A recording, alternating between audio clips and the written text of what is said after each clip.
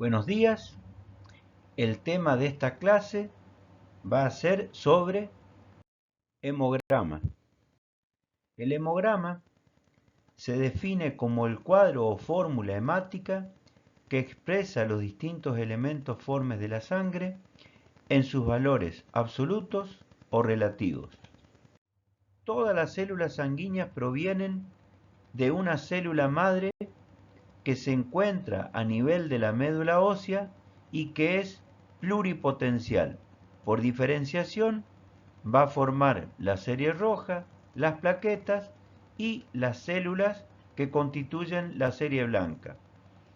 Esto es importante conocerlo porque, como vamos a ver en algunas patologías, la alteración de la diferenciación de estas células justamente va a ser la generadora de ese tipo de enfermedad.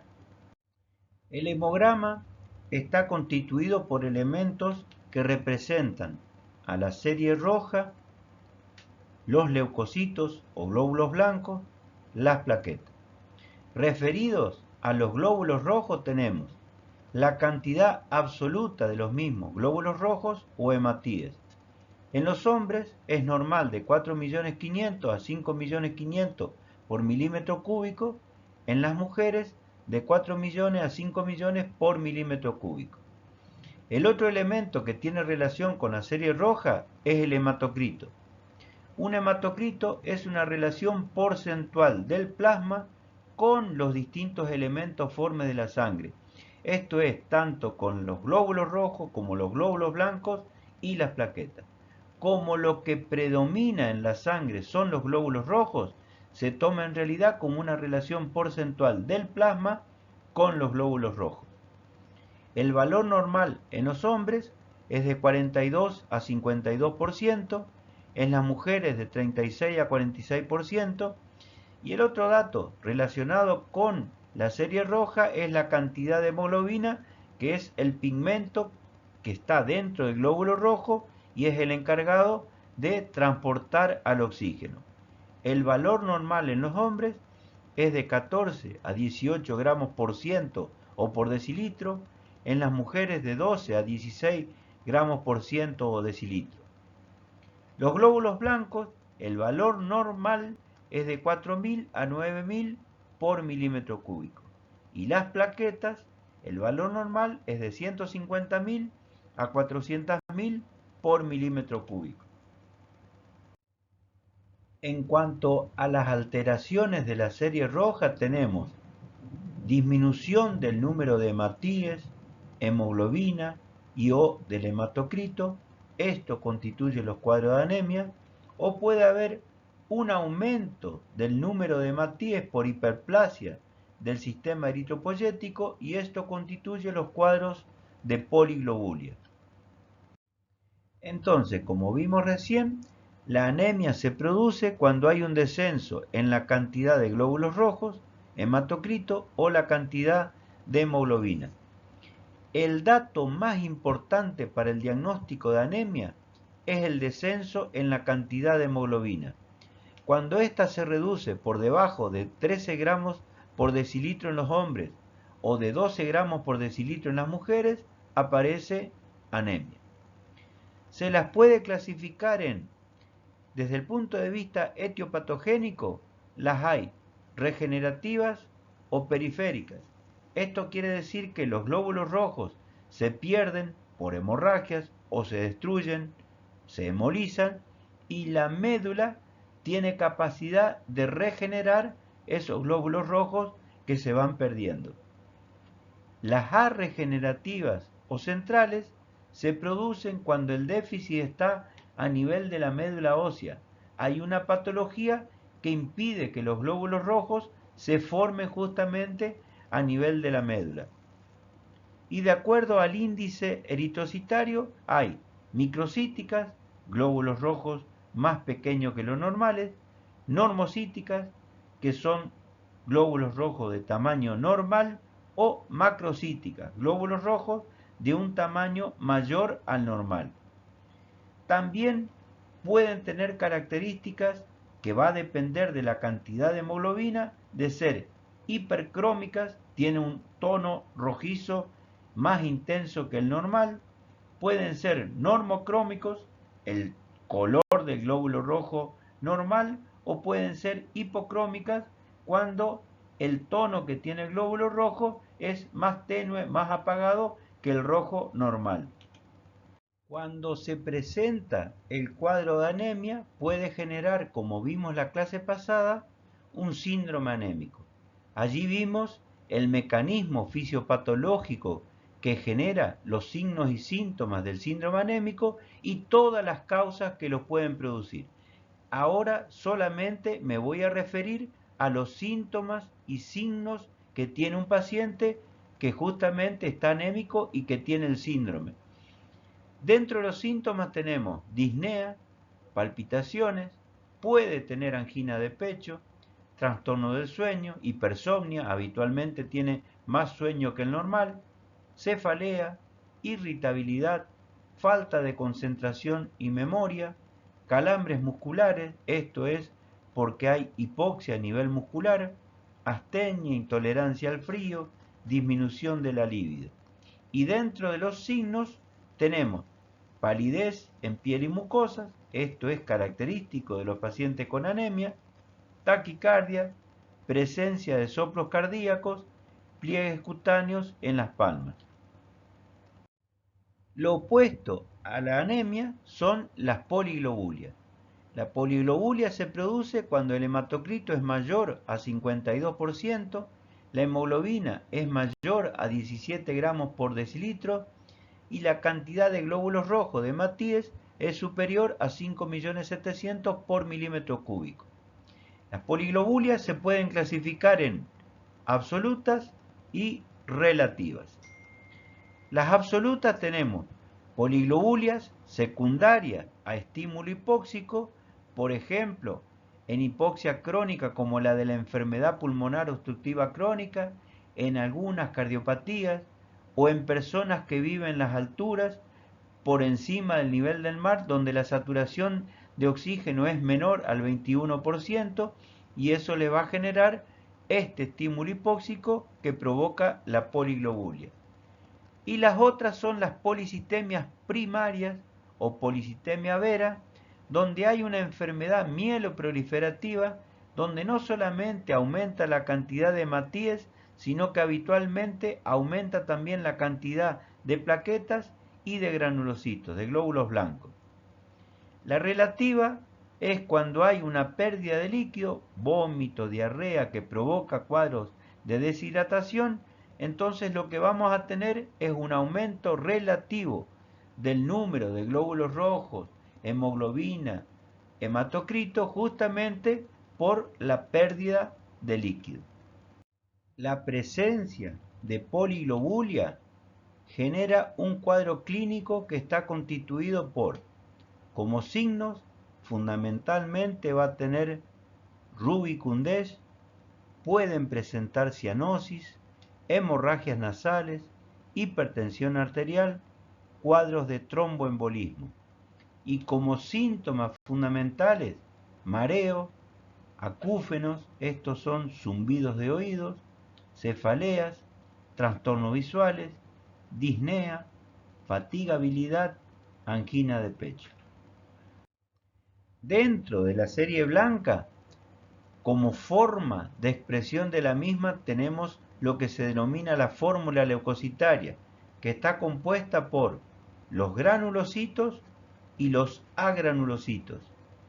Los granulocitos tenemos los neutrófilos, que hay un porcentaje de 0 a 1% en los que se denominan encallados, que son formas inmaduras, los segmentados, que son las formas maduras, que van de 51 a 67%, los basófilos de 0 a 1% y los eosinófilos de 1 a 4%.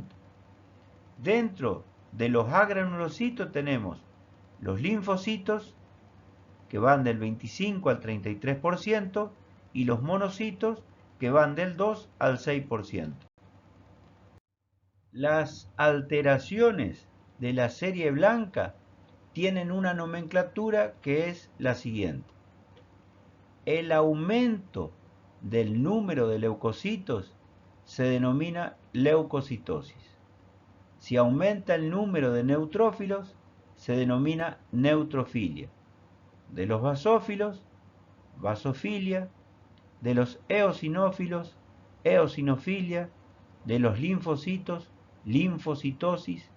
De los monocitos, monocitosis. Cuando hay una disminución del número de leucocitos, se denomina leucopenia. De los neutrófilos, neutropenia. De los basófilos, basopenia. De los eosinófilos, eosinopenia. De los linfocitos, linfopenia. De los monocitos, monocitopenia. Cuando el aumento, por ejemplo, de los leucocitos es a expensa de los neutrófilos, se denomina leucocitosis con neutrofilia. Si hay un aumento de los leucocitos a expensa de los linfocitos, hablamos de una leucocitosis con linfocitosis. Y así podemos ir haciendo la nomenclatura de cada una de las modificaciones de la serie blanca que correspondan. Dentro de las alteraciones de la serie blanca podemos mencionar la agranulocitosis, que es una leucopenia severa, donde hay una disminución del número de leucocitos por debajo de 2000 por milímetro cúbico, y fundamentalmente lo que se reducen son los granulocitos. La reacción leucemoide, que es una leucocitosis, donde hay una cantidad mayor a 30.000 leucocitos por milímetro cúbico, presentan formas inmaduras, pero no hay presencia de atipía celular. Esto se da fundamentalmente en cuadros sépticos severos. Y la leucemia, que es una proliferación neoplásica, es un cáncer de una o varias series de las células hematopoyéticas. La leucemia se puede clasificar en mielógenas y linfocíticas. Las mielógenas pueden ser agudas o crónicas, de la misma manera que las linfocíticas también lo pueden ser agudas o crónicas. Lo característico del hemograma de un paciente con leucemia es, de acuerdo a la estirpe celular que está proliferando, lo característico es que encontremos una cantidad muy aumentada, tienen leucocitosis por encima de 100.000 por milímetro cúbico, pero en algunos casos hay un descenso importante de las mismas, constituyendo lo que se llaman leucemias aleucémicas. Vamos a encontrar células inmaduras y hay sobre todo formas atípicas, células atípicas, lo que pone el sello de que es un proceso neoplásico. Como esta diferenciación celular se hace fundamentalmente hacia estas células, no se forman cantidades normales de glóbulos rojos, hay presencia de anemia, no se forman cantidades normales de plaquetas, se produce trombocitopenia.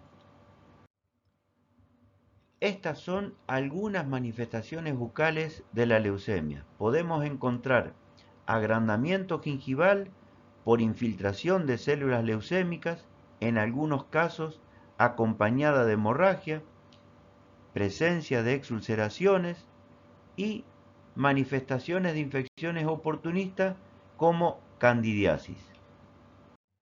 Estas son otro tipo de manifestaciones como la presencia de distintos tipos de queilitis.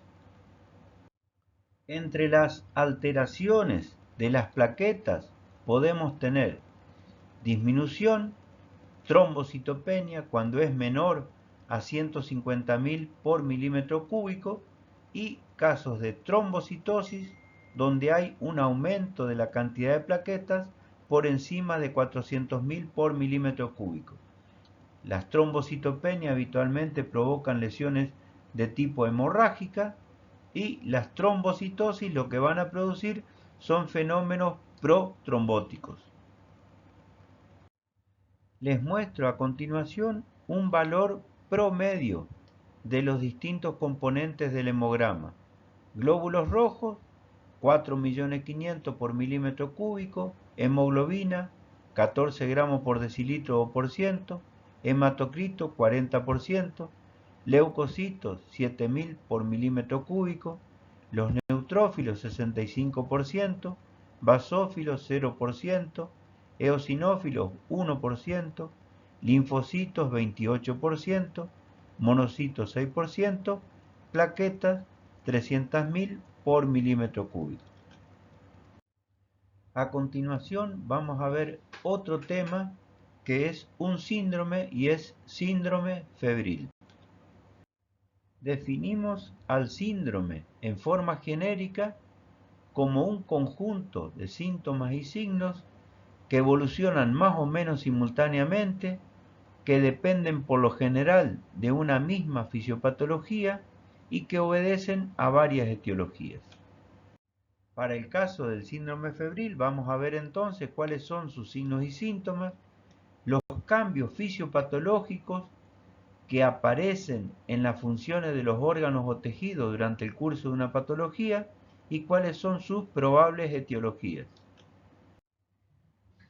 Vamos a ver desde el concepto de síndrome febril, los aspectos fisiopatológicos, vamos a tener en cuenta lo que es la termorregulación y la patogenia, el cuadro clínico con sus signos y síntomas, las causas que lo pueden determinar según el mecanismo fisiopatológico y según la etiología, y el diagnóstico del síndrome y de la hipertermia. Entonces, un síndrome febril es un conjunto de signos y síntomas que tiene como signo fundamental a la hipertermia, pero no únicamente, que responde a una fisiopatología en común y obedece a diversas causas. El hombre es homeotermo, esto quiere decir que mantiene la temperatura corporal en un valor más o menos constante pese a las variaciones de la temperatura exterior. Y esto se hace porque hay generación de calor, hay un centro termorregulador que justamente mantiene y regula la temperatura y por mecanismos de pérdida de calor. El equilibrio entre la producción y la pérdida de calor mantiene la temperatura corporal normal entre 36 y 37.2 grados centígrados y esto está regulado por el sistema nervioso central a través del centro termorregulador. La producción del calor depende del metabolismo basal celular, del aumento de la actividad muscular, de la radiación solar y de la ingesta de alimentos.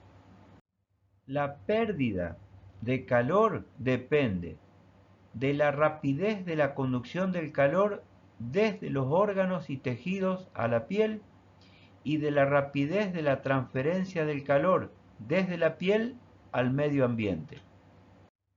La pérdida de calor, esto es la termólisis, se puede producir por evaporación, esto es la sudoración, o sea la estimulación de las glándulas sudoríparas.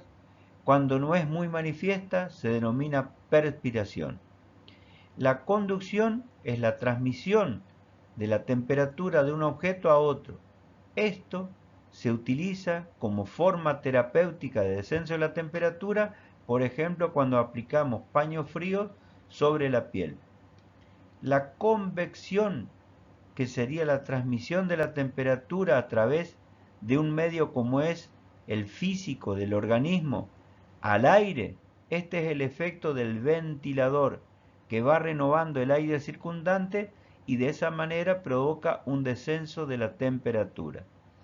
Y la radiación, que es la producción de ondas electromagnéticas. El mecanismo de regulación de la temperatura corporal se realiza a través del centro termorregulador del hipotálamo y por los receptores de la piel al frío y al calor. Aparte de estos receptores superficiales de la piel al frío y al calor, hay receptores profundos que se encuentran a nivel de la médula espinal y en las vísceras abdominales y son las que van a evitar la hipotermia. El hipotálamo regula la temperatura de la siguiente manera. El hipotálamo posterior es activado por el frío y genera hipertermia. Es una zona termogénica, genera calor. El hipotálamo anterior es activado por el calor y es la zona termolítica, va a disipar el calor. La temperatura corporal se puede alterar por reducción de la temperatura a través de vasodilatación, sudoración, disminución de la producción de calor, o aumento de la temperatura por vasoconstricción, piloerección, aumento de la producción de calor. Todo esto se puede resumir de la siguiente manera. Hay receptores en la piel que detectan variaciones de la temperatura externa. Hay receptores en órganos como el corazón, hígado, músculo, que lo que detectan son variaciones de la temperatura interna. Estos receptores envían señales al hipotálamo y la respuesta que va a generar el sistema nervioso central va a ser modificaciones de la conducta. Por ejemplo, si hay aumento de la temperatura, va a hacer que la persona quite ropas. Si hay disminución de la temperatura, que se arrope más. O puede haber una respuesta mediada por el sistema nervioso autónomo. Si tiene que perder calor, lo va a hacer a través de la vía respiratoria, aumentando la frecuencia respiratoria, a través de la piel por vasodilatación y a través de la sudoración. Y si tiene que ahorrar calor, lo va a hacer fundamentalmente a través de la vasoconstricción.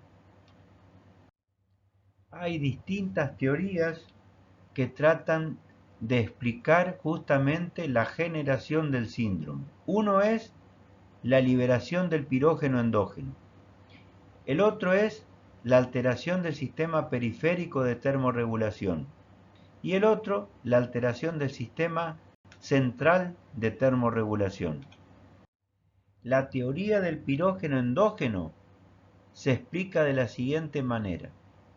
Hay pirógenos exógenos, constituidos por endotoxinas, virus, bacterias, reacciones antígeno-anticuerpo, que van a activar células fagocíticas como los macrófagos, las células de von Kupfer a nivel hepático, y estas células van a producir la liberación del pirógeno endógeno, constituido por citoquinas como el factor de necrosis tumoral, interleuquina como la 1 y la 6. Estas van a actuar a nivel del hipotálamo, produciendo por medio de la prostaglandina E2 un aumento de la temperatura, lo que va a llevar a la producción de fiebre. La alteración del sistema periférico de termorregulación se da en situaciones como el golpe de calor por exposición a altas temperaturas ambiente, tumores productores de noradrenalina como el feocromocitoma, que va a producir fundamentalmente vasoconstricción, que va a impedir la eliminación del calor, o en el caso del hipertiroidismo, donde la hormona tiroidea sensibiliza el efecto de las catecolaminas, produciendo por esta sensibilización una imposibilidad de eliminar el calor. Y la alteración del sistema central de termorregulación se produce cuando hay una afectación a nivel del sistema nervioso central, como por ejemplo un traumatismo de cráneo, una hemorragia cerebral o un tumor cerebral que afecta la región del hipotálamo.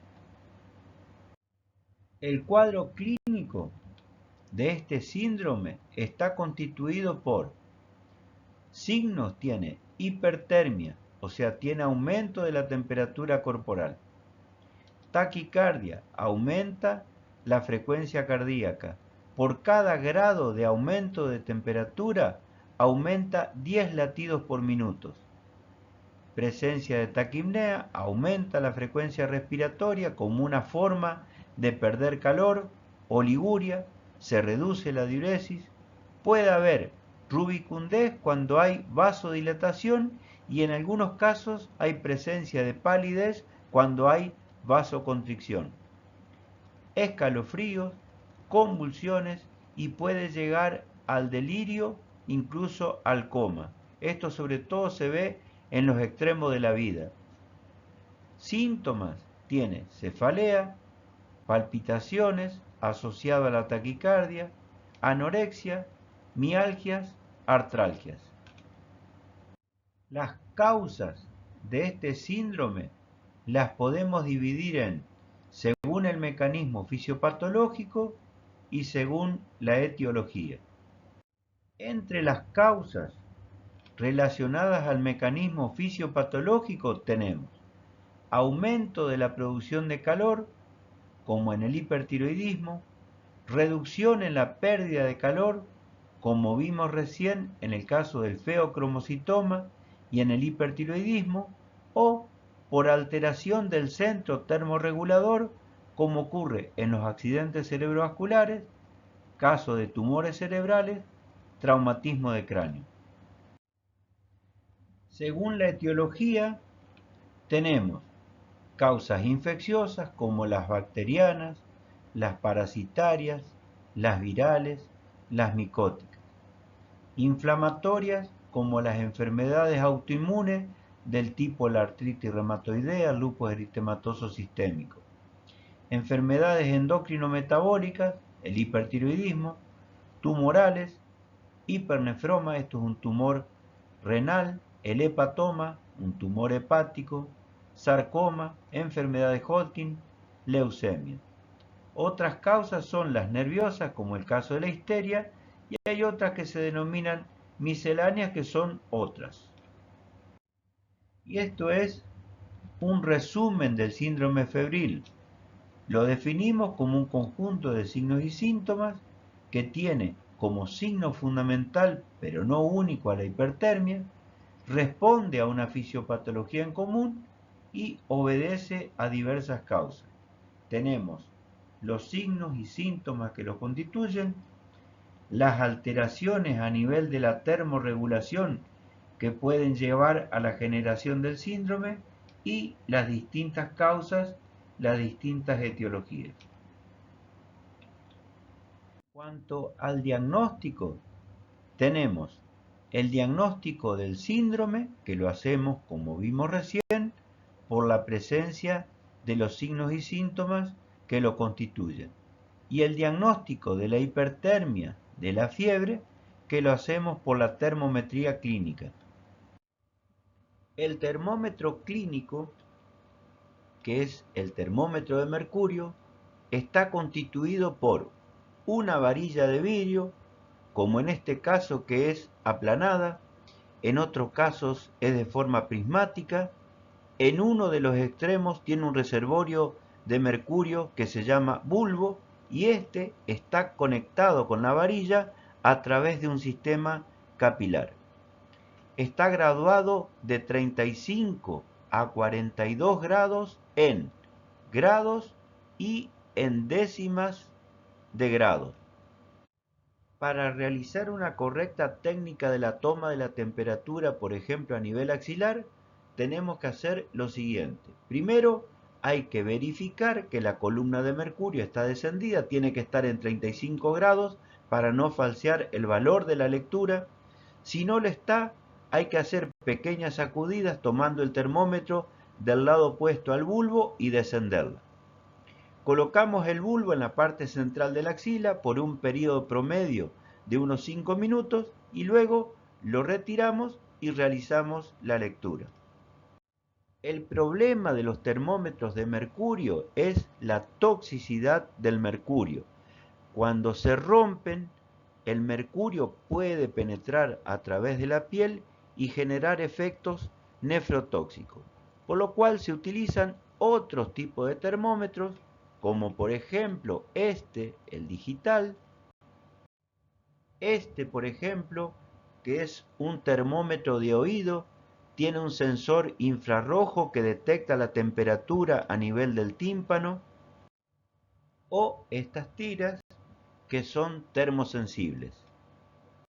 De acuerdo al grado de aumento de la temperatura hallado, podemos clasificar a la hipertermia en fiebre ligera o leve, hasta 38 grados centígrados de temperatura axilar, fiebre moderada desde los 38 hasta los 39 grados centígrados y fiebre intensa o alta cuando hay más de 39 grados centígrados.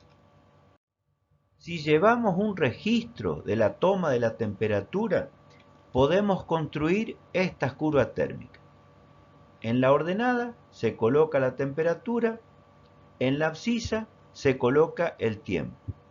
Cuando la gráfica muestra, como en este caso, variaciones diarias que son inferiores a 1 grado, tenemos una fiebre de tipo continua. Cuando las variaciones van de la hipertermia a valores de temperatura normal, incluso subnormal, pero que se mantiene en forma fija, esto se denomina una fiebre de tipo intermitente.